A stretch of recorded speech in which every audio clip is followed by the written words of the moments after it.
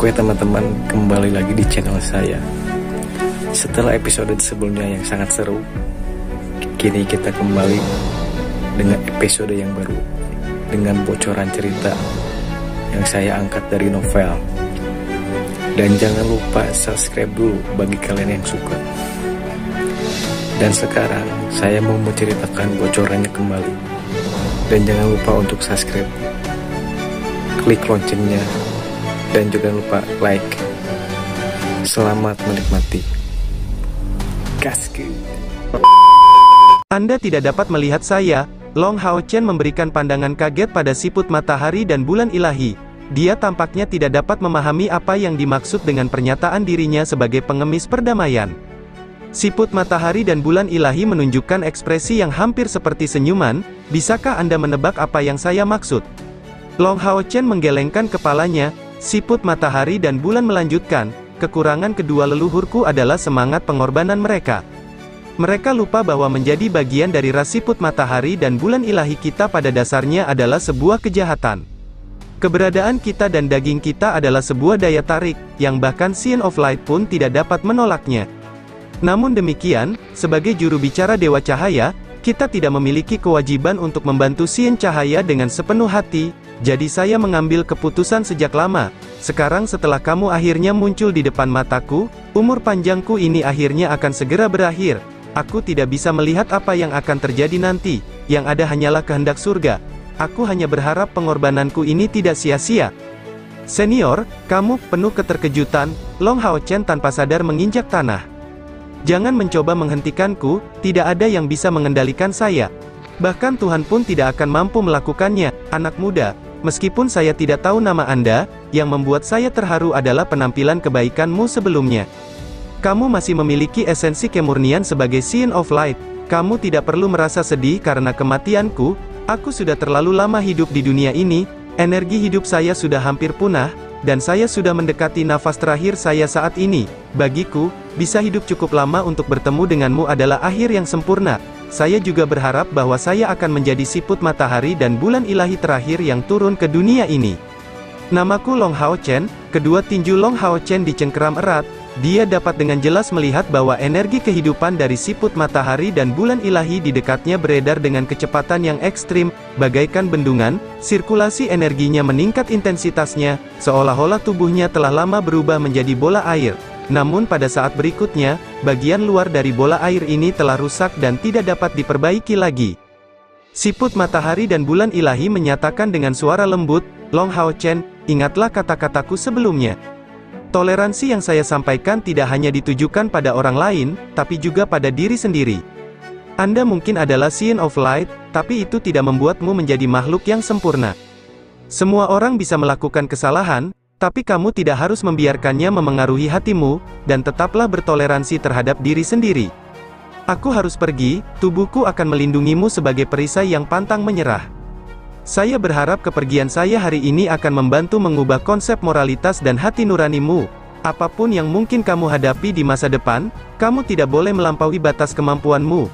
Jika suatu hari, kamu berhasil bertemu dengan Elux bencana tidur, mohon tanyakan kepadanya tentang motif di balik tindakannya atas nama saya.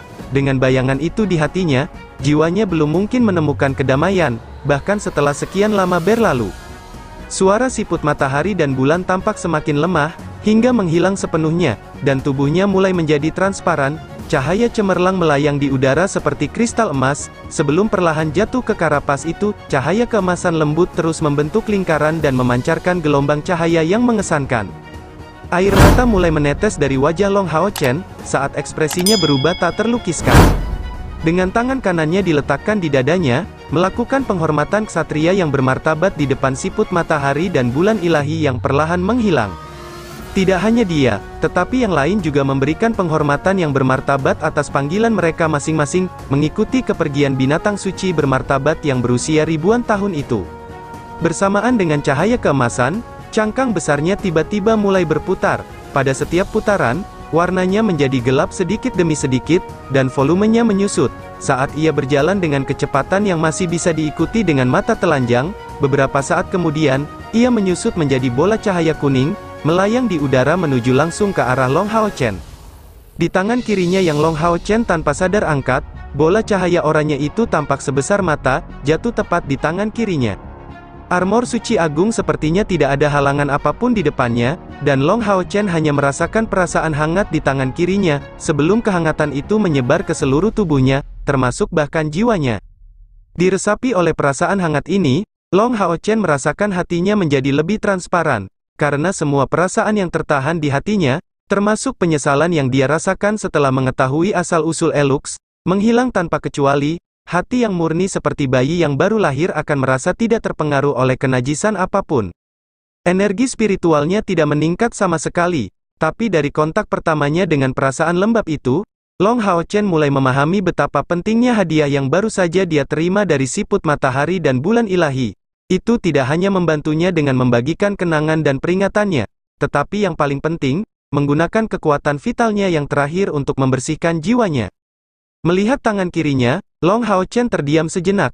Tiba-tiba, dia kemudian mengambil 2 langkah ke depan, perlahan berlutut di tanah, sebelum membungkuk ke arah menghilangnya siput matahari dan bulan. Siput matahari dan bulan tidak hanya mengajarinya tentang toleransi, tapi juga tentang pengorbanan. Pertahanan matahari dan bulan, meminjam kekuatan dari hati pemiliknya, dipandu oleh cahaya, diberkati oleh para dewa, membawa fajar baru, siput dewa akan bertindak sebagai perisai. Sekali lagi berdiri, Long Hao Chen perlahan mengangkat tangan kirinya, kilau oranye tiba-tiba bersinar di atasnya, dan segera, perisai murni dan jernih berdiameter 1 meter muncul di tangan kirinya, bentuknya persis sama dengan cangkang siput matahari dan bulan, cincin cahaya yang membentuk bentuknya mengembun sedikit demi sedikit, memperoleh kekuatan dan kelembutan, mengandung kekuatan yang tak terbatas dan agung. Itu membawa nama Divine Snail Shield of Sun and Moon. Perisai emas itu berkilau dengan cahaya oranye, yang hanya menandakan satu hal, bahwa itu adalah bagian dari peralatan tingkat epik. Senjata apapun yang ada, hanya setelah mencapai tingkat epik, akan memperoleh kilau khusus berwarna oranye, simbol tingkat epik, dan perubahan lain akan terjadi setelah mencapai tingkat alat ilahi, hilangnya kilau itu. Bahkan di dalam kuil ksatria, hanya 12 armor emas murni yang mencapai level itu, dan 12 ksatria suci yang memegangnya berada di urutan kedua setelah ksatria ilahi dalam posisinya. Ksatria suci Han Qian sebelumnya adalah salah satu dari 12 ksatria suci ini, tetapi setelah menjadi tua, dia pensiun dari garis depan, dan dengan demikian menyerahkan kembali armor emas murni dari tingkat epik sebagai imbalan atas armor emas murni biasa. Perisai siput matahari dan bulan ilahi yang Long Hao Chen peroleh pada saat ini juga merupakan sebuah peralatan epik yang kuat, yang membanggakan pertahanan legendaris siput matahari dan bulan ilahi. Dari sini, orang mungkin membayangkan peningkatan yang akan diberikan kepada ksatria penjaga seperti Long Hao Chen. Ini sudah melampaui hasil dari pertemuan yang beruntung, dan lebih dekat dengan keberuntungan gila. Tapi saat ini, Long Hao Chen hanya memikirkan tugas berat dan emosi mendalamnya. Kita pergi, sekali lagi memberikan pandangan serius ke arah tempat siput matahari dan bulan menghilang. Long Hao Chen memimpin rekan-rekannya menuju pintu keluar. Hadiah yang mereka peroleh kali ini dari rawa kesuraman jauh lebih berharga daripada yang mereka bayangkan, bahkan sebanding dengan apa yang awalnya mereka peroleh di surga ilusi. Hanya saja keuntungan kali ini tidak diperoleh secara langsung, namun dalam beberapa hal, bisa dikatakan lebih penting.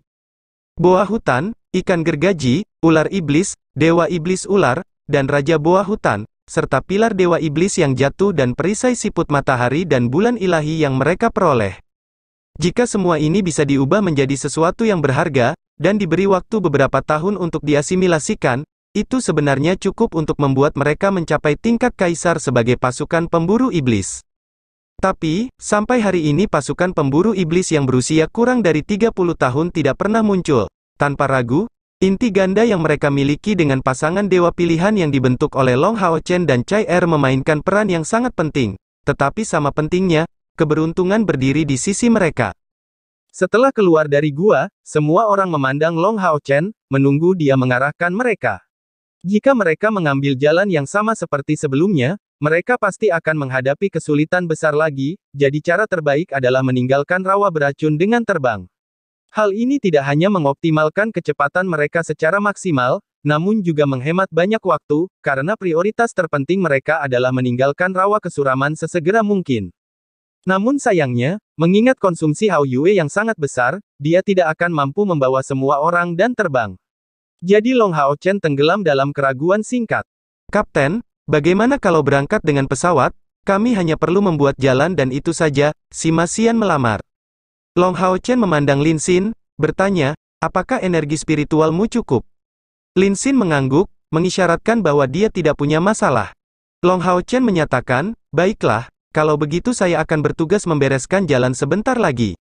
Pertahankan formasi pertempuran kita, semuanya, kita akan terbang lurus ke depan, dan pergi ke ketinggian setelah keluar dari kabut beracun. Kemudian kami akan terus mengisi daya dengan lurus. Han Yu, Sima, Yuan, ke-12 dan ke-10, kalian berlima akan membentuk lingkaran luar dalam formasi.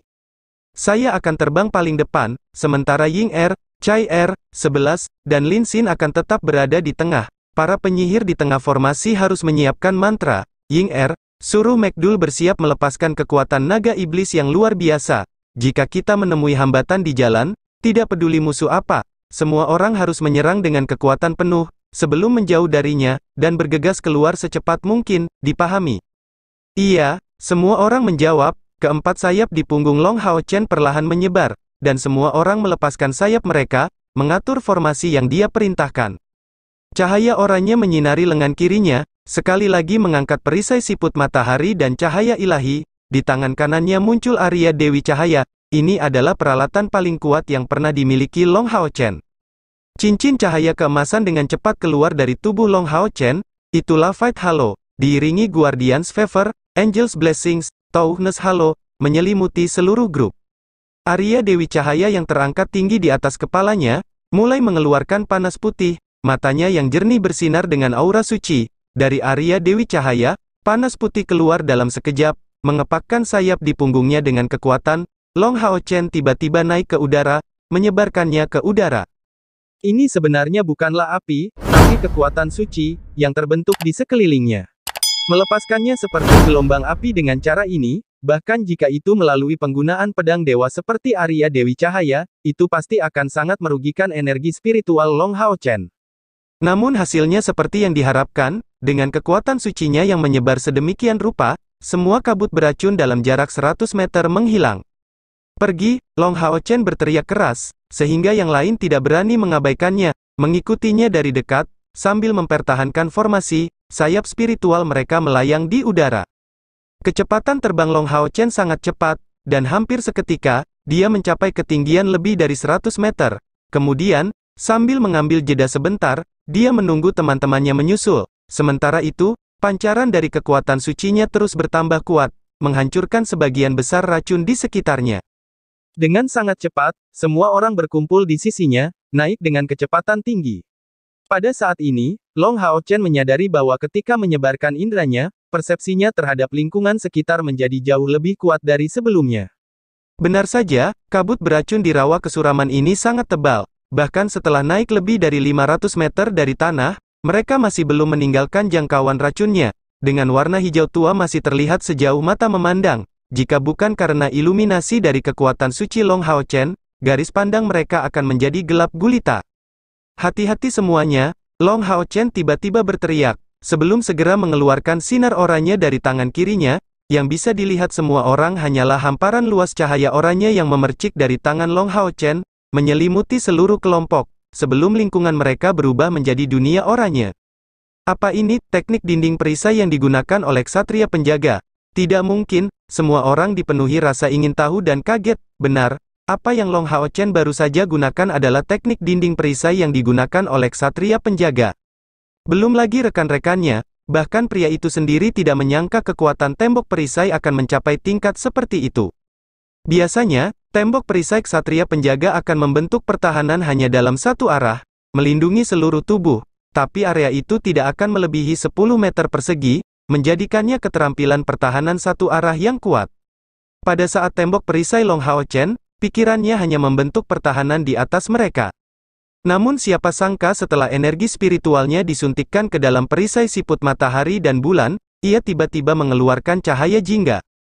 Long Hao Chen merasa seolah-olah indranya melekat pada perisai itu, sebelum perisai siput matahari dan bulan mengembang dengan sendirinya, diameter aslinya yang 1 meter tiba-tiba mencapai panjang 10 meter, sebelum berubah menjadi bentuk cangkang cahaya oranye besar yang menyelimuti semua orang, jauh di lubuk hati, Long Hao Chen merasa bahwa siput matahari dan bulan ilahi melepaskan aura yang mirip dengan matahari, membuat fluktuasi lembut energi spiritual yang sulit dijelaskan.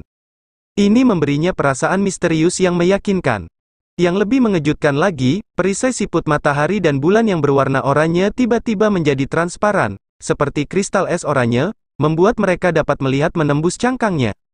Dengan bantuan perisai siput ilahi matahari dan bulan, Long Hao Chen melihat bahwa kabut beracun di sekitarnya terus disebarkan oleh kekuatan sucinya dengan kecepatan yang semakin cepat. Bahaya yang tiba-tiba dirasakan oleh nalurinya adalah sekelompok makhluk bersayap sepanjang 10 cm. Serangga terbang ini berpenampilan sangat garang, berkepala besar, separuh kepala mereka terdiri dari mulut besar dan gigi-gigi tajam di atasnya, di punggung mereka ada sayap, yang terus mengeluarkan kabut hijau beracun, saat mereka berusaha menembus pertahanan perisai siput matahari dan bulan. Secara individual, serangga terbang ini tidak lebih dari lelucon bagi kelompok Long Hao Chen, karena serangga ini tampaknya merupakan binatang paling ajaib di peringkat kedua atau ketiga. Namun terlepas dari ukurannya, jumlah mereka sungguh mengerikan. Seluruh bagian luar tembok perisai dipenuhi serangga ini, bahkan jika serangan mereka berhasil dihalau satu demi satu oleh perisai siput ilahi matahari dan bulan, jumlah mereka cukup untuk membuat kabut beracun di luar terhapuskan. Ini adalah kelompok yang terdiri dari setidaknya 1 miliar serangga terbang beracun. Kelompok Long Hao Chen kemudian memahami spesies apa yang paling menakutkan di rawa kesuraman ini. Ketika jumlahnya mencapai ambang batas tertentu, hal itu pasti akan menghasilkan perbedaan kualitatif. Belum lagi kelompok Long Hao Chen, bahkan jika Dewa Iblis Ular Andromalius ada di sini, satu-satunya jalan keluar yang mungkin adalah melarikan diri kembali ke tanah. Dalam situasi ini, perisai siput matahari dan bulan menunjukkan ketangguhan yang luar biasa. Dengan sendirinya, ia tidak memiliki kemampuan menyerang yang dapat membahayakan musuh, namun mampu memantulkan dan menyebarkan fluktuasi cahaya lembut. Setiap kali fluktuasi ini menyebar, sejumlah besar semut terbang ini akan tertembak balik, dan tidak ada satupun yang mampu menggigit bagian utamanya. Pada saat yang sama, Long Hao Chen menemukan bahwa energi spiritual yang dikonsumsi oleh dinding perisai justru sangat kecil, bahkan ketika perisai siput matahari dan bulan menutupi area yang begitu luas, konsumsi energi spiritual Long Hao Chen hanya sebesar 5%. Mengingat total energi spiritualnya lebih dari 14.000 unit, konsumsi kecil ini hampir tidak berarti apa-apa, hanya perlu beberapa napas baginya untuk memulihkannya melalui 3 rongga spiritualnya. Di bawah perlindungan cahaya oranye itu, kelompok Long Hao Chen terbang sejauh lebih dari 1000 meter, sebelum akhirnya melihat cahaya lagi. Saat mereka bergegas keluar dari pengepungan ini, serangga terbang racun yang mengelilingi dinding perisai akhirnya menghilang. Namun, semua orang di dalam tembok perisai masih basah oleh keringat dingin. Jumlah serangga terbang sungguh mengerikan, jadi sebenarnya merekalah asal mula semua kabut beracun itu. Di dalam kabut beracun sepanjang lebih dari 1 kilometer, seluruh ruangan ditempati oleh serangga terbang tersebut, tanpa peralatan pertahanan segala arah yang luar biasa seperti perisai siput matahari dan bulan ilahi. Bahkan jika langkah ke-9 melangkah ke dalamnya, dia tidak akan menemui tujuan lain selain makanan untuk serangga terbang beracun. Saat mereka berlari keluar, saat mencapai ujung, perisai siput matahari dan bulan di luar menjadi sangat gelap, terlihat dari korosi yang disebabkan oleh kabut racun. Jika mereka tetap berada dalam kabut beracun ini lebih lama lagi, Long Hao Chen tidak akan berani memastikan bahwa perisai siput matahari dan bulan ilahi akan bertahan. Dan lebih jauh lagi, hal yang paling menakutkan adalah, di dalam racun itu, tidak ada unsur lain yang dapat dipindahkan. Pada tahap akhir penerbangannya, Long Hao Chen harus mengandalkan cadangan energi spiritualnya sendiri, tanpa cara untuk memulihkan energi spiritual. Hari sudah malam, senja menyinari perisai siput matahari dan bulan, membuat kilau jingganya lebih lembut dan luar biasa. Tepat pada saat ini, Long Hao Chen tiba-tiba merasakan semburan panas dari perisai siput matahari dan bulan. Melihatnya, tampilannya agak transparan. Dalam kilatan cahaya, perisai itu menghilang secara bertahap ke tangan kirinya, menyebabkan dia kehilangan kendali atas perisai itu. Bagaimana ini bisa terjadi? Long Hao Chen tercengang. Apakah perisai siput matahari dan bulan tidak mampu menahan korosi sebelumnya? Mencoba beberapa kali, dia tidak dapat memanggil kembali perisai siput matahari dan bulan. Tampaknya dia masih jauh dari menemukan misteri di balik peralatan epik itu. Udara segar dan bersih memenuhi mereka. Semua orang mengambil napas tenang seperti Long Hao Chen. membiarkan ketakutan yang masih ada memenuhi mereka hilang. Lin Xin tertawa, "Kapten, setelah kita menghancurkan pilar Dewa Iblis, tidak bisakah kita menyebut diri kita pahlawan aliansi, pahlawan kemanusiaan?" Melihat penampilannya yang bersemangat, Long Hao Chen tidak bisa menahan tawa, tapi tidak mengucapkan sepatah kata pun sebagai tanggapan. Di sampingnya, Han Yu menjawab, "Kamu benar, tapi kami adalah pahlawan sejak awal. Saat kita menjadi pemburu iblis, hal itu sudah terjadi. Demon Hunter adalah pekerjaan seumur hidup, tugas ini dapat berakhir dalam 3 keadaan. Yang pertama adalah karena keputusan aliansi, yang kedua adalah karena kita tidak bisa terus berjuang, namun yang paling mungkin adalah kematian di medan perang. Selama pihak iblis tidak punah, kami, para pemburu iblis harus terus melawan mereka. Demi aliansi, kita tidak boleh peduli dengan nyawa kita sendiri, dan demi kemanusiaan, kita harus rela mengorbankan nyawa kita sendiri. Bagaimana kita tidak bisa menjadi pahlawan?" Lin Xin sangat terdiam, kebanggaannya berhenti. Tapi itu tetap tidak mengubah fakta bahwa di wajah setiap pemburu iblis dari pasukan ke-64 muncul senyuman.